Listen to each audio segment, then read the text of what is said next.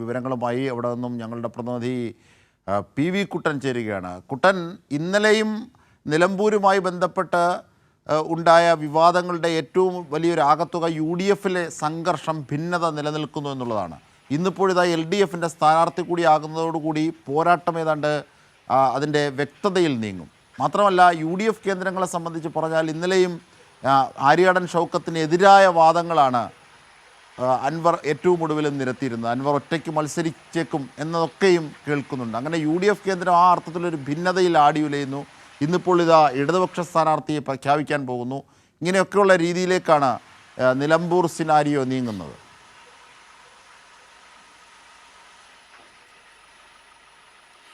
ജിംഷാദ്, ഇന്ന് LDFിന്റെ സ്ഥാനാർത്ഥിയെ പ്രഖ്യാപിക്കുന്നതോടുകൂടി തന്നെ നിലമ്പൂരിലെ തെരഞ്ഞെടുപ്പിന്റെ ചിത്രം വ്യക്തമാകും. അതോടൊപ്പം തന്നെ വാശിയേറിയ പോരാട്ടമായിരിക്കും നിലമ്പൂരിൽ നടക്കുക. എന്തായാലും കഴിഞ്ഞ ദിവസം തന്നെ CPM സംസ്ഥാന സെക്രട്ടറി MV ഗോവിന്ദ മാസ്റ്ററും A വിജയരാഘവനും ഉൾപ്പെടെയുള്ള നേതാക്കൾ വ്യക്തമാക്കി പൊതുസമ്മതനായ ഒരു മികച്ച സ്ഥാനാർത്ഥിയായിരിക്കും ഇവിടെ അവതരിപ്പിക്കുക എന്നുള്ളത്. അല്പസമയത്തിനകം തന്നെ ആ സ്ഥാനാർത്ഥി ആരാണെന്ന് നമുക്ക് അറിയാൻ വേണ്ടി സാധിക്കും. CPIഎമ്മിന്റെ സംസ്ഥാന സെക്രട്ടേറിയറ്റ് യോഗം ഇപ്പോൾ തിരുവനന്തപുരത്ത് നടന്നുകൊണ്ടിരിക്കുകയാണ്. പ്രധാനപ്പെട്ട നേതാക്കളൊക്കെ ഈ യോഗത്തിൽ പങ്കെടുക്കുന്നുണ്ട്. ഈ യോഗത്തിലാണ് CPIഎമ്മിന്റെ സംഘടനാ സംവിധാനം അനുസരിച്ച് ആരാണ് CPIഎമ്മിന്റെ സ്ഥാനാർത്ഥി എന്നുള്ളത് ഈ യോഗം തീരുമാനിക്കും. അപ്പോൾ അതിനുശേഷം ഉച്ചയ്ക്ക് ശേഷം തന്നെ പാർട്ടി സംസ്ഥാന സെക്രട്ടറി സ്ഥാനാർത്ഥി പ്രഖ്യാപനം നടത്തും. അതിന് തൊട്ട് പിറകെ തന്നെ നിലമ്പൂർ നഗരത്തിൽ സ്ഥാനാർത്ഥിയെ ആനയിച്ചുകൊണ്ടുള്ള റോഡ് ഷോ ഉൾപ്പെടെയുള്ള വിപുലമായ പ്രചാരണ പ്രവർത്തനങ്ങൾക്കാണ് ഇപ്പോൾ LDFും CPIഎമ്മും ആസൂത്രണം ചെയ്തിരിക്കുന്നത്. വളരെ നേരത്തെ തന്നെ ഈ ഉപതെരഞ്ഞെടുപ്പിന്റെ ഒരു ഉണ്ടാകുമെന്നുള്ളൊരു അറിയിപ്പ് വരുന്നതിന് വളരെ മുമ്പ് തന്നെ ഇവിടെ ഈ മണ്ഡലം കേന്ദ്രീകരിച്ചുകൊണ്ട് LDFിന്റെ പ്രവർത്തനങ്ങൾ വളരെ സജീവമായ രീതിയിൽ മുന്നോട്ട് പോവുകയായിരുന്നു. ബൂത്ത് തല മുതൽ സംഘടനാ സംവിധാനം ശക്തമാക്കിക്കൊണ്ട് നേതാക്കളൊക്കെ ഇവിടെ ക്യാമ്പ് ചെയ്തുകൊണ്ടുള്ള പ്രവർത്തനങ്ങളാണ് നടത്തിയിരുന്നത്.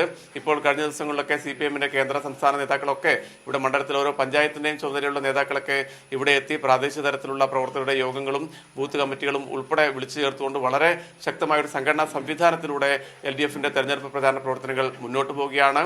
ഇനി സ്ഥാനാർത്ഥി കൂടി വന്നാൽ വളരെ സജീവമായ രീതിയിലുള്ള പ്രധാന പ്രവർത്തനങ്ങൾ നടക്കും. നാളെ തന്നെ നോമിനേഷൻ സമർപ്പിക്കുമെന്നാണ് നമുക്ക് അറിയാൻ സാധിക്കുന്നത്. മറ്റന്നാളാണ് LDFിന്റെ മണ്ഡലം കൺവെൻഷൻ. മുഖ്യമന്ത്രിയും പോളിറ്റ് ബ്യൂറോ അംഗവുമായ പിണറായി വിജയൻ നിലമ്പൂരിലെ LDF പ്രചാരണ പ്രവർത്തനങ്ങൾക്ക് ആകെ ആവേശം പകർന്നുകൊണ്ട് അദ്ദേഹം ഇവിടേക്ക് എത്തും. വലിയ ചരിത്രപരമായ നേട്ടങ്ങളാണ് അല്ലെങ്കിൽ വികസന പ്രവർത്തനങ്ങളാണ് ഈ നിലമ്പൂർ മണ്ഡലത്തിൽ കഴിഞ്ഞ 9 വർഷക്കാലമായി പിണറായി സർക്കാർ നടപ്പിലാക്കിയിരിക്കുന്നത്. 1800 കോടിയുടെ വികസന പ്രവർത്തനങ്ങൾ ഈ മണ്ഡലത്തിൽ നടത്തി. നമുക്കറിയാം, മലയോര മേഖലയാണ്.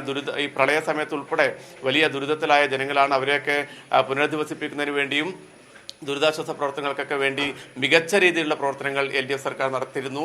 അതൊക്കെ ജനങ്ങളുടെ മനസ്സിനകത്തുണ്ട്. അതുകൊണ്ട് തന്നെ LDF തികഞ്ഞ വിജയപ്രതീക്ഷയിലാണ്. നിലമ്പൂർ മണ്ഡലത്തിന്റെ ചരിത്രം എടുത്ത് പരിശോധിച്ച് നോക്കിയാൽ പല ഘട്ടങ്ങളിലും LDF ഇടതുപക്ഷം അട്ടിമറി വിജയം നേടിയൊരു ചരിത്ര പശ്ചാത്തലമുണ്ട്. അതോടൊപ്പം തന്നെ മണ്ഡലം രൂപീകരിച്ച ഘട്ടത്തിൽ തന്നെ CPIഎമ്മിന്റെ കുഞ്ഞാലിയാണ് ഇവിടെ MLA ആയി തെരഞ്ഞെടുക്കപ്പെട്ടിരിക്കുന്നത്. അത്തരത്തിൽ വലിയൊരു ചരിത്രം തന്നെ LDFിനുണ്ട്. സംഘടനാ സംവിധാനം സുസജ്ജമായി നിൽക്കുകയാണ്. A വിജയരാഘവന്റെയും M സ്വരാജിന്റെയും നേതൃത്വത്തിൽ മണ്ഡലത്തിൽ വളരെ നേരത്തെ തന്നെ പ്രവർത്തനങ്ങൾ നടന്നു വരുന്നുണ്ട്. അതിന് കരുത്തേകുന്നതിന് വേണ്ടി സംസ്ഥാന നേതാക്കൾ മുഴുവൻ മണ്ഡലത്തിൽ കേന്ദ്രീകരിക്കുന്ന ഒരു സാഹചര്യമുണ്ട്. അതുകൊണ്ട് തന്നെ വളരെ സജീവമായ വളരെ ആത്മവിശ്വാസത്തിലാണ് LDF മുന്നോട്ട് പോകുന്നത്. UDF ആണെങ്കിൽ നേരത്തെ തന്നെ സ്ഥാനാർത്ഥിയെ പ്രഖ്യാപിക്കാൻ കഴിഞ്ഞു എന്നൊരു അവകാശവാദം UDF ഉന്നയിക്കുന്നുണ്ടെങ്കിൽ പോലും കോൺഗ്രസിനകത്ത് വലിയ ആശങ്കയിലാണ്. UDFും വലിയ ആശങ്കയിലാണ്. കഴിഞ്ഞ ദിവസം MV ഗോവിന്ദ മാസ്റ്റർ പറഞ്ഞതുപോലെ PV അൻവർ UDFിനെ ഉപയോഗിച്ചുകൊണ്ട് LDFിനോടും നിലമ്പൂരിലെ ജനതയോടും കാട്ടിയ ഒരു വലിയ രാഷ്ട്രീയ വഞ്ചനയുടെ ഭാഗമായിട്ടാണ് ഈ ഉപതെരഞ്ഞെടുപ്പ് ഇവിടെ വന്നിരിക്കുന്നത്. അതുകൊണ്ട് തന്നെ ഈ രാഷ്ട്രീയ വഞ്ചനക്ക് നിലമ്പൂരിലെ ജനങ്ങൾ മറുപടി നൽകും എന്ന് പാർട്ടി നേതൃത്വം വ്യക്തമാക്കിയിട്ട്, കാരണം നേരത്തെയൊക്കെ വർഷങ്ങൾക്ക് മുമ്പ് ഇവിടെ ആര്യാടൻ മുഹമ്മദ് ഇത്തരം ഒരു നിലപാട് സ്വീകരിച്ച ഘട്ടത്തിൽ അദ്ദേഹത്തിന് ശക്തമായ മറുപടി നൽകിയ ഒരു ജനതയാണ് നിലമ്പൂരിലേത്. അത് ഇത്തവണയും ആവർത്തിക്കും എന്നുള്ളതാണ് MV ഗോവിന്ദ മാസ്റ്റർ ഉൾപ്പെടെ വ്യക്തമാക്കുന്നത്. അതേസമയം തന്നെ PV അൻവറിനെ ഉപയോഗിച്ചുകൊണ്ട് ഇടതുപക്ഷത്തെ ആക്രമിക്കാമെന്നുള്ള UDFിന്റെ തന്ത്രവും പാളുന്ന കാഴ്ചകൾ നമ്മൾ കഴിഞ്ഞ ദിവസങ്ങളിലൊക്കെ കണ്ടു.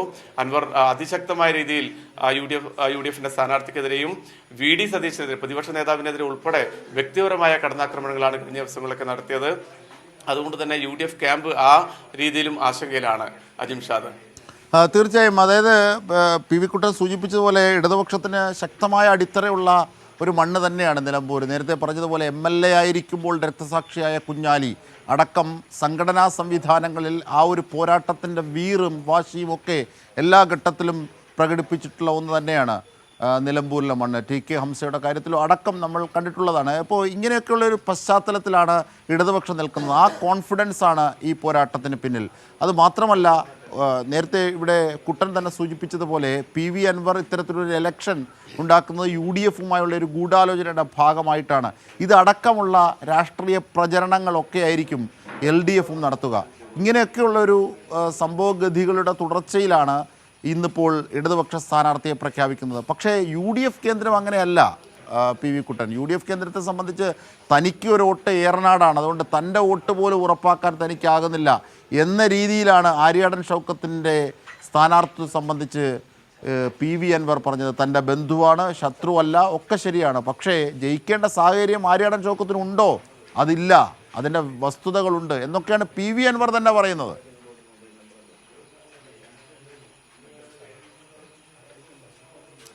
അതെ അജിംഷാദ്, ഇതിനകത്തുള്ളൊരു പ്രധാനപ്പെട്ട കാര്യം UDF-ന്റെ സ്ഥാനാർത്ഥിയെ ആദ്യഘട്ടത്തിൽ തന്നെ അവർ UDF നിശ്ചയിച്ചു, പ്രഖ്യാപിച്ചു. പക്ഷെ അതേ സമയത്ത് തന്നെ ആ ഘട്ടത്തിൽ പുറമെയൊക്കെ ഐക്യകണ്ഠേന പ്രഖ്യാപിച്ചു എന്നൊക്കെ പറയുമ്പോഴും മണ്ഡലത്തിൽ കോൺഗ്രസിനകത്ത് നീറുന്ന ഒരുപാട് പ്രശ്നങ്ങൾ. അൻവറിന്റെ വിഷയം നമുക്ക് എടുക്കാം.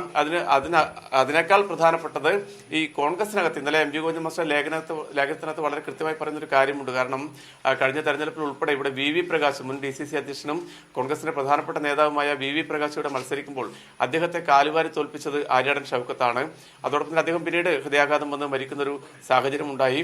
അവരുടെ പ്രകാശിന്റെ കുടുംബം പോലും അതിശക്തമായ രീതിയിൽ ഈ ഒരു തീരുമാനത്തെയൊക്കെ ആര്യാടൻ ഷൗക്കത്തിന്റെ സ്ഥാനാർത്ഥിത്വത്തെ ഉൾപ്പെടെ വിമർശിച്ചുകൊണ്ട്, പരോക്ഷമായിട്ടെങ്കിലും വിമർശിച്ചുകൊണ്ട് രംഗത്ത് വരുന്നൊരു സാഹചര്യം ഉണ്ടായി സോഷ്യൽ മീഡിയയിൽ ഉൾപ്പെടെ. അതോടൊപ്പം തന്നെ VV പ്രകാശിന്റെ അനുയായികളായ നിരവധി പേർ ഈ നിലമ്പൂർ മണ്ഡലത്തിലുണ്ട്. അദ്ദേഹം നിലമ്പൂരിൽ എത്രയോ കാലങ്ങളായി പൊതുപ്രവർത്തനം നടത്തുന്ന രാഷ്ട്രീയ നേതാവാണ്.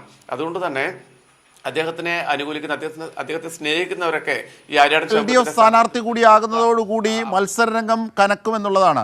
UDF-ൽ ഭിന്നത തുടരുമ്പോൾ തന്നെ LDF സ്ഥാനാർത്ഥി കൂടി ആകുന്നതോടുകൂടി മത്സരരംഗത്തുള്ള കല്ലും നെല്ലും തിരിയുന്നൊരു ശക്തമായ പോരാട്ടം നമുക്ക് കാണാമെന്നുള്ളതാണ്.